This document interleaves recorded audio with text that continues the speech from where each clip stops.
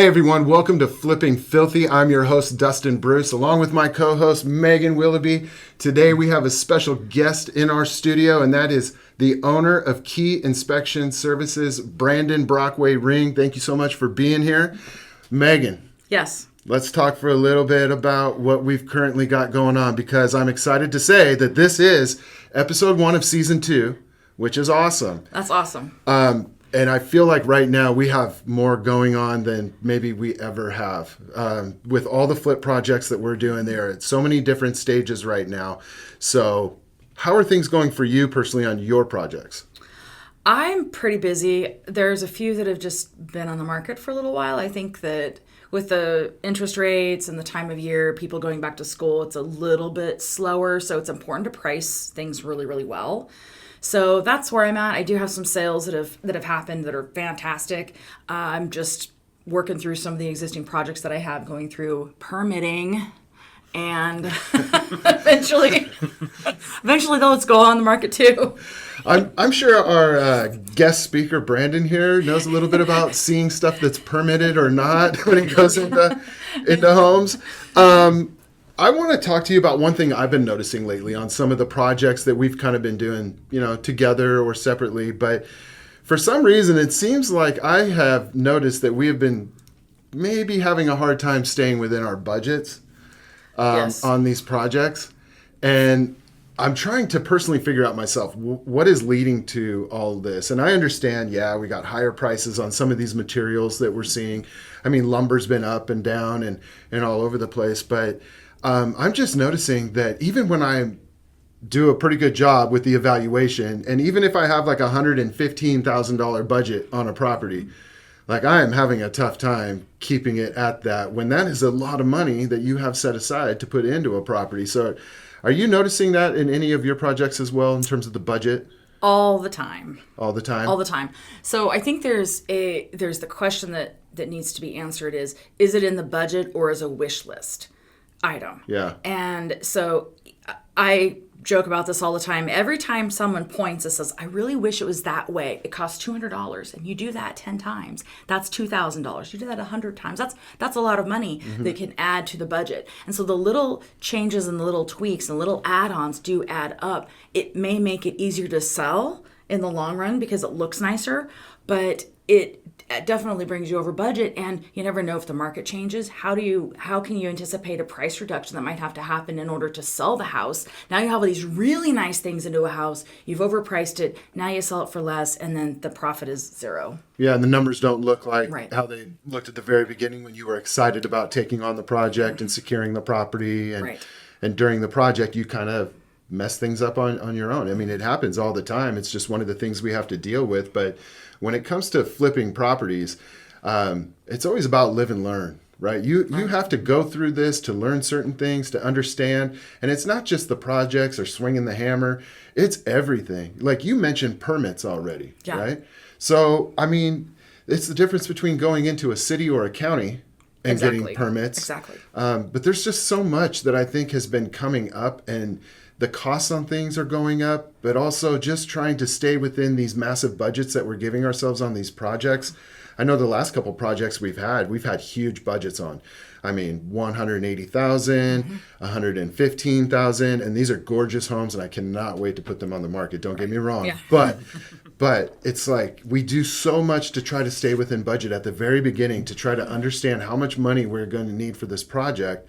And it makes sense to us, but then as we start going through it, these numbers kind of start to change. And I think that's one thing that I'm really hoping this year we can continue to try to, stay observant of and really try to work on. I think there are always going to be surprises when it comes to a house, and it's sometimes we're looking through a house, putting a budget together very, very, very quickly. I don't go into crawl spaces or attics, and I don't inspect septic systems. But it seems like we've been really stuck with a lot of these septic systems lately. And with King County Health District, they are really strict when it comes to these septic systems. Snohomish County, very lenient. And so you're working with a couple of different jurisdictions, and they have different requirements. Yeah. So the surprises may not be surprises, but in the end it costs more because it becomes a bigger surprise than you thought the surprise would be. So Yeah. So I guess the moral of the story, what we're really trying to say is that working within your budget is always going to be a work in progress. It's something that is so important to every project, because if you blow the budget, you blow the numbers, you blow the project. correct. Right? Yeah. And no one likes to do 2-3 months worth of work and selling the home and all that to make $5,000-$10,000. Right. It's just not in the business to do that. This is not worth it. So I think going forward, that's going to be probably one of the biggest things that we're going to be looking at for our flip projects this year is how are we going to do better about staying in budget? Or maybe it's us. Maybe we need to evaluate better and understand the prices. I feel like sometimes if we over evaluated, there would be no properties to grab a hold of. I And I understand. think for the most part, we've always been profitable with our projects. Yeah. But they're the one or two that really can put a dent into things, Yeah. and that's where it's really frustrating. And it kind of goes back to what you said about the wish list type of thing. When you go into a project, you have to really understand that, one, when you put it on the market, it's not new construction, right? Correct. And we're not selling new construction, but what we're doing is putting a ton of money and brand new material into a home, and we might not be able to do everything, but I would say for the, most of the time we're able to do the majority of everything. So it's a fine line that we walk, and then we meet this guy, right? Then the home inspector comes in. So let's Brandon, let's talk a little bit. Let's give our viewers here some context about, kind of what you guys do at Key Inspection Services. So first of all, you used to work for Key as a home inspector regularly every single day for years. Yes. And then, was it last year? 3 years ago. 3 years ago. Jeez. I'm the worst with time, by the way. I've been told that too. So 3 years ago, you purchased the company. I did, Yeah. And so now how many inspectors do you have working for you? I have 9. 9. Oh, wow. And this year, you guys are going to do how many home inspections roughly? Around 2,200 to 2,500. Okay. So we have a home inspector with us that's running his own company, 9 inspectors. You're going to do 2,400 home inspections. I mean, that's a lot, which means you see everything. A lot. You see everything. So kind of what I want to know is, from a general feeling, first of all, when you go into a flip property or a property that you can tell has been flipped, right? As opposed to a property where regular homeowners have been living in it. I want to know from a home inspector's mindset, is there a difference walking into that? Like, do you already know kind of some of the things that you're going to start looking for on a property that's been flipped? Absolutely. Even when you drive up to a home, you can almost tell pretty quickly how it's been flipped. Anywhere from the painting patterns to the roofing install, like you see it from the driveway. You see it from the driveway. Yeah. But let's talk specifically about flip properties, okay? Just flip properties. Give me some of the general things of what you guys are seeing and just what you're kind of trying to look out for when it comes to the flip properties, because Megan and I both know, and we know, but there are some people out there flipping homes that probably should not be flipping homes. Just Right. what they do, how they operate, this, that, and the other thing. I mean, but in general, what are you seeing? Well, there's the saying you probably both heard of lipstick on a pig. Yep. Yeah. And so we do see that pretty often where, you walk in visually, it looks great, but all they cared about was replacing the counters, the cabinets, paint the inside, make it look all nice. But then what they don't pay attention to is what's below, what's above, what's on top, the areas that people should be more concerned with.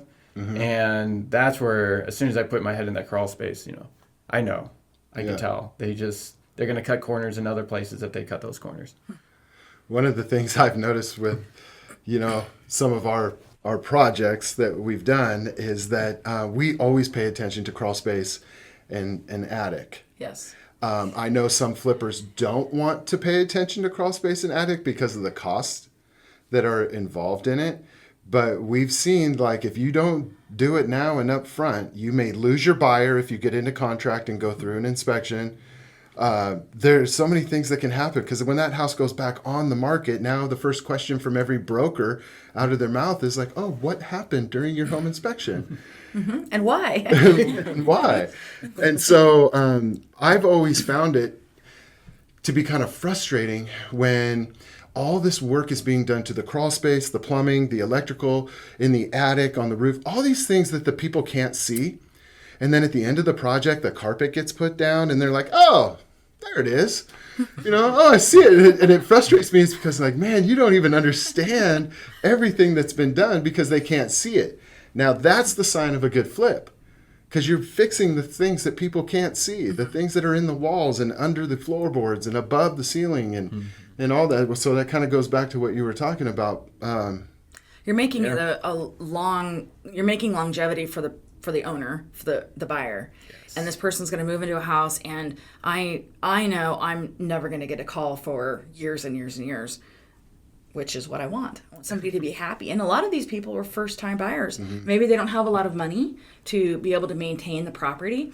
So they're looking at it like, oh, it's my first house. I'm so excited. And they're not looking for a fixer, because we already fixed it, but they're looking for something that they can just move into. And then if something happens, it's, oh, how do I fix that as a homeowner? But not, I've got this long list of things to do, and now I'm really afraid of ever owning a home again.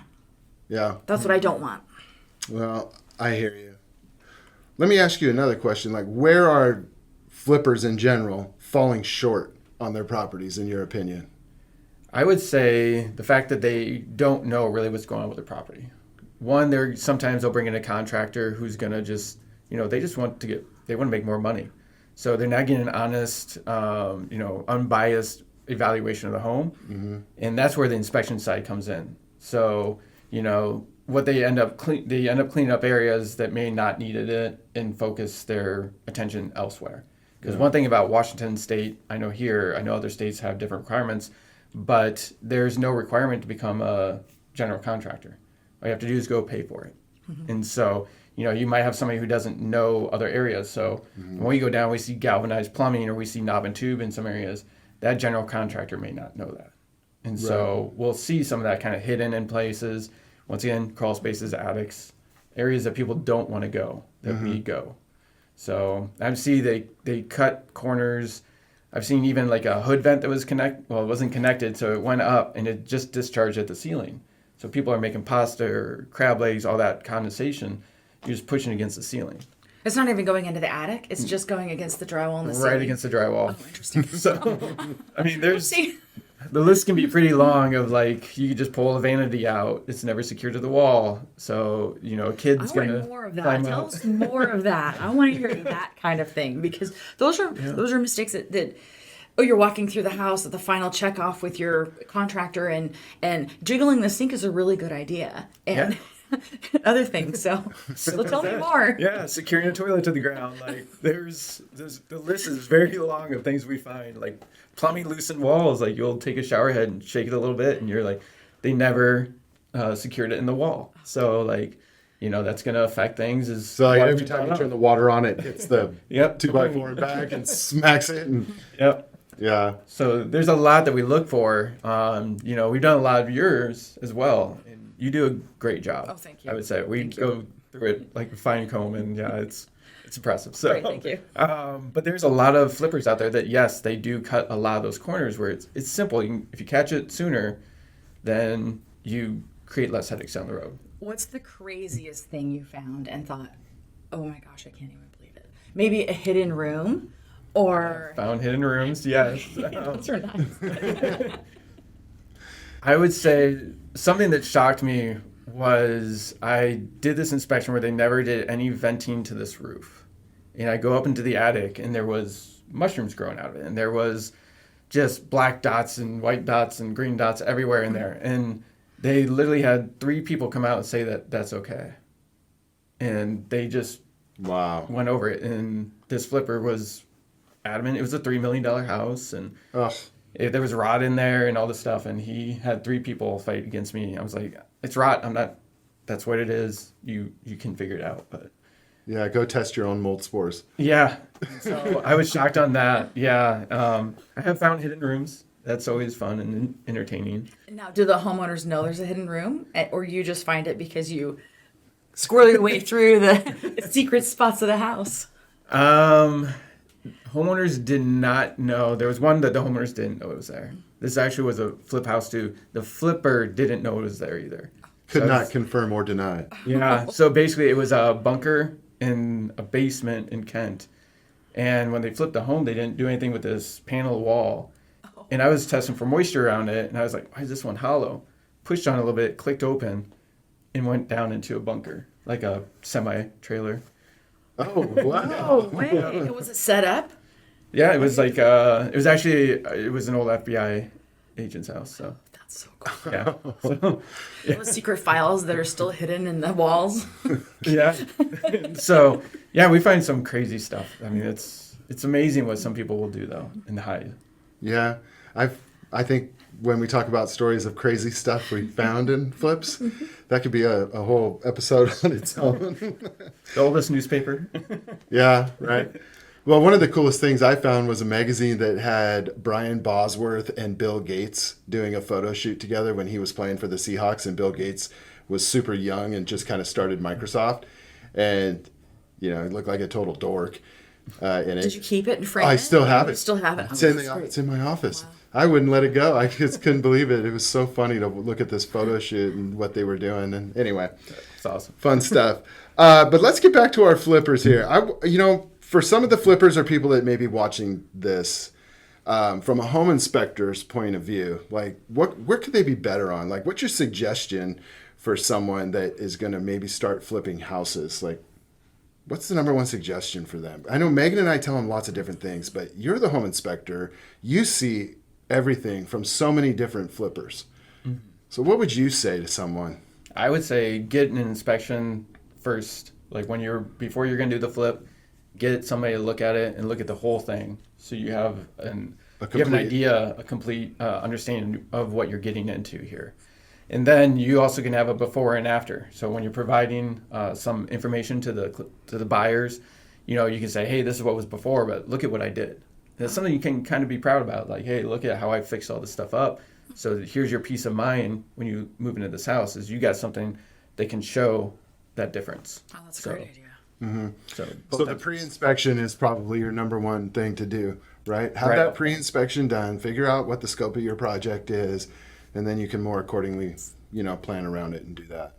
I mean, I like that. I like, having pre-inspections done on the projects because it does give you a great understanding of where you need to focus your time, attention, and your money. And I think that's something that a lot of people, they don't do. I don't hear of a lot of flippers that are having the pre-inspection done. I think they're just going off of their evaluation and trying to do it. Wouldn't be so bad of doing it that way if more of them had in mind that they were going to be, severely looking at the crawl space and attic to every project, which I know is something that we like to do because that's where you are going to find a lot of problems. And also when you are down in that crawl space, you have the opportunity to look at how the plumbing is run and what kind of plumbing you might have. I mean, you never know what you get. Your valves up by your sinks and under your vanities and stuff might be one thing, and it might be something else, under. Yeah, what I found is I get a lot of the bids heavily up front, the large ticket items that I know might make me go over budget. And then if I don't have room in the budget to do a new door and trim package, I won't do it. So the doors and the trim have been there for 20 or 30 years. They're just fine. But if you have to do crawl space work or you have to do plumbing work, those are the important things. Those are the things that you're going to have to do when you find a buyer. So it's a trade-off. It's how do we stay in budget? Mm-hmm. How do we make it a solid product?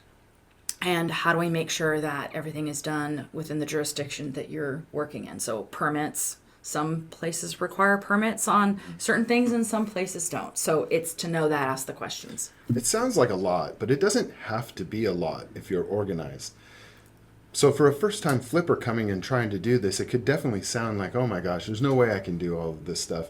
And I think for us in doing this podcast is we're just trying to be transparent and completely honest with people. And yeah, it's not the easiest thing to do. And if you're going to do it part-time, in my opinion, the only way you're really going to be successful is having a project manager alongside of you that's going to keep that project rolling. Yeah. But it's definitely not for the faint of heart. But it sounds like a lot, and it doesn't have to be a lot. As long as you're organized and you understand where, some of these things are going to be allocated or the money is going to be allocated. But I want to go back to Brandon here for a second because there's a couple, parts on these flips that I'm wondering how people are doing in your opinion. The roof is one, because roofs now are more expensive than I have ever seen roofs. Okay. And the other one is decks.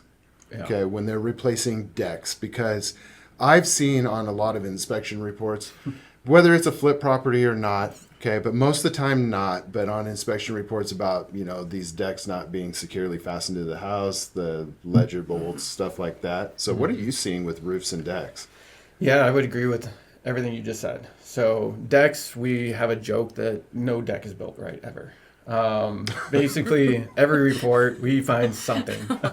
It's pretty rare to actually see a deck done right. Yeah, it's just simple little things of like the flashing, the Z flashing on the top, or the ledger board.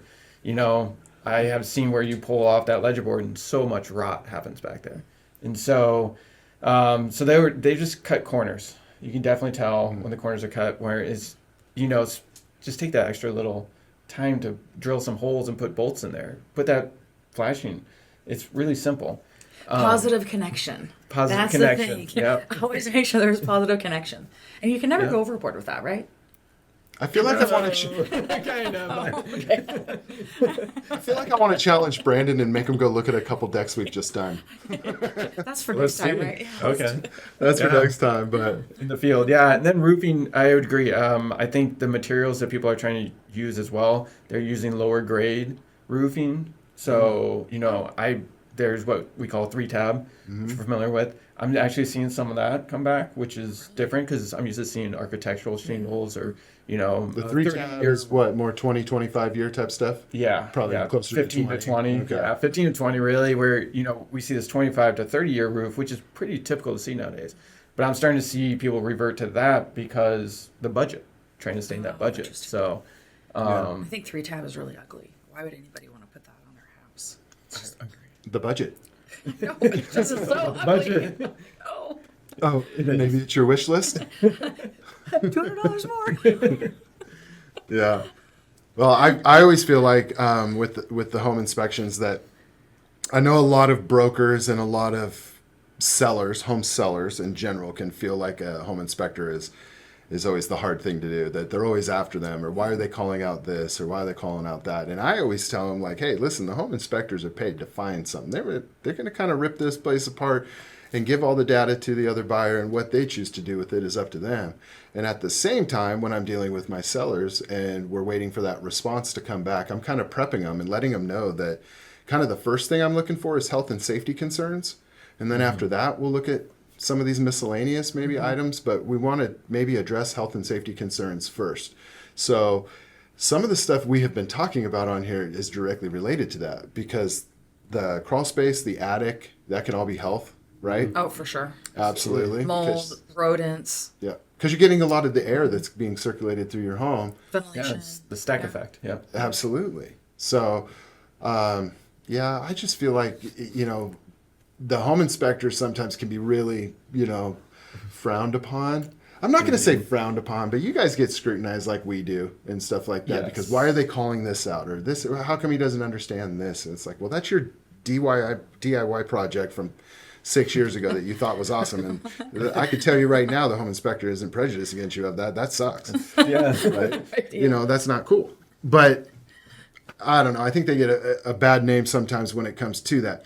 What would help with that, though, honestly, especially with the flippers, is if they did more pre-inspections to just really understand the scope of the project. Because most of them, when they do their initial evaluation of a property, they're going in and they're doing everything they can. But they are not sticking their heads most of the time up in the attic or getting down into that crawl space, because that's not what they want to do.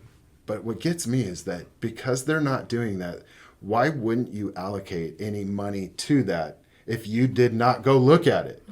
Right? You cannot just assume that attic and crawl is good, because how many attic and crawls do you go into that are just perfect, ready to go? Not many. So rare. Yeah. Can't even remember the last one. Yeah. And in Washington, what are you seeing in a lot of the crawl spaces? I mean, the rodents, the mold, the broken components. We've seen cinder blocks holding it up that are getting crushed. I mean, the list is so long. It's rot, wood destroying insects. Like, Yeah. I mean, the list is so long that it's crazy. Yeah. So the home flippers then, if they're flipping a house and they're going to really attack that crawl space, I mean, we're looking at most likely taking the vapor barrier that's currently there out because it's got rodent stuff on it, insulation's dropped on it, most likely, stuff like that, right? Yep. So we're going to take that vapor barrier out, and then we've got insulation that is up into the ceiling, and sometimes those rodents get up into that insulation. I've had a really bad one. I mean, we all have, right? We all have, and we've all seen it. And when you see it, it always sticks with you because you're like, oh my God, that was living underneath my feet the whole time.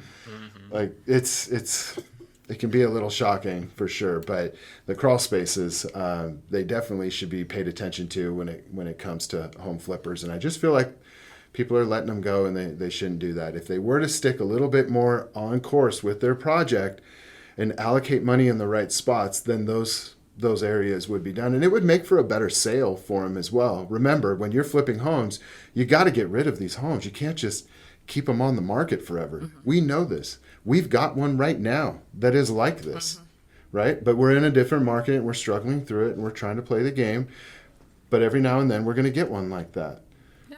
Okay? So, anyway, I just feel like that's what we need to start focusing on. I know we want to watch our budget, but we also need to make sure that the flippers, especially the ones listening to our podcast today, understand that money needs to be allocated to crawl spaces and attics.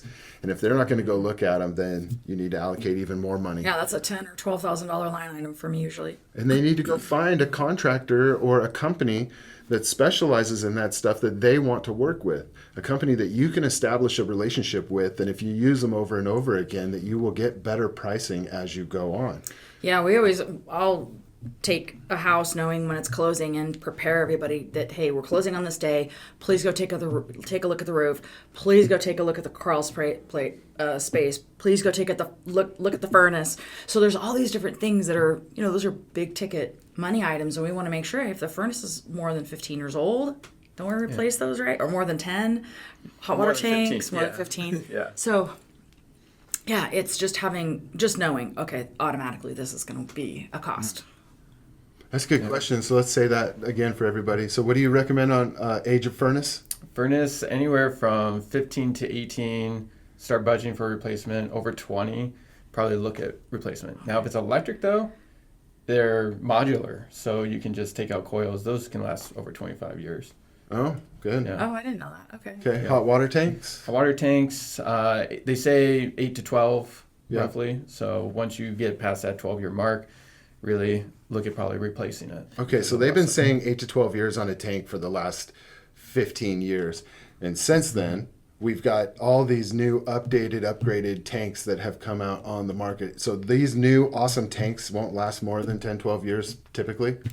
Typically with the tank, yeah, just because the way they're still designed in them, because you have metal in there, you have rods in there. Now, if you maintain it, you can get more than life out of that. But you have to drain them. You have to get the sediment out. You got to get the rust out of the lines. You got to get you got to maintain. You got to take care of it. Yeah, I've noticed they And a got plumber Wi-Fi. does that? Would be able to maintain it, or as a homeowner could do that? Homeowner can do that. Okay. It's not hard. Yeah, I would say always hire a plumber at first or a handy person to go and show you how to do it, and then just watch how they do it, and you can replicate that. Those are easy to do. Okay, so any last words for our listeners today about, from a home inspector's point of view, on flip properties? Pay attention to the whole thing. Really understand that a home inspector, no matter what it is, we're going to find it, and our job is to point it out. And you can utilize us as a tool more than, and not think of it more as your kind of nemesis, but realize we are a tool to help you actually save money in the long run. Because when you get to the table where you either have to negotiate things, all that stuff, you can be a bit above the game by having an inspection before and after to show what you've done. Whereas coming back on the market is a lot harder. Usually price drops happen, all this other stuff happens that you have to battle then the price because they always ask why. Look at us more as value than somebody who's out there to get you, because we don't create the problems. We literally just point out what we see. That's well said. Yeah, it's well said. We just created the problems. Yeah, I think some home sellers would argue, though, be like, yeah, he was down there pulling a plumbing out. No, I'm just kidding. I'm just playing. Well, listen, Brandon, thank you so much for being on the Flipping Filthy podcast today. Again, this is Brandon Brockway Ring, the owner of Key Inspection Services. You guys handle King, Snohomish, Pierce, everywhere. Do you handle the entire state? I don't go over the mountains, but yeah, we go Bellingham to Tacoma. Oh, wow. So That's a lot of area. It's a lot to cover, so That's great. And people can make online appointments. easy, very easy to schedule online. Yeah, I've noticed it's really easy. And then you have the add-on services too. So if somebody needs a sewer scope, they can add that on and add time. Okay. yeah. Yeah. And mold testing, water testing, air quality testing. If they want to have other services, we can do more than just the inspection part. I think one of the coolest things about Key Inspection Services is the scheduling. Okay. It really is. The fact that you've got 9 home inspectors that can service all that area, but for a broker to go on there and look at the times with their client and like what kind of works for you here, and then boom, schedule it in all the way through the site. Not every company has that. And the fact that you guys do, it makes things super easy. And I'm sure you get a ton of business just by having that simple feature available. So nice work. I've always thought the scheduling aspect of your site is pretty awesome. Thank you. Yeah. All right. Well, thank you everybody for joining us today on Flipping Filthy. It was great to have you along in our first episode of season 2. We hope to do many more and share more projects with you as we go along. Remember, we don't just share our wins. We also share our losses and our tribulations and trials of everything that we try to do. That's episode 2. And there's a lot going on, but we love to share it. So thank you for joining us today on our podcast. And we'll see you on the next time around. Take care. Thank you. Thank you.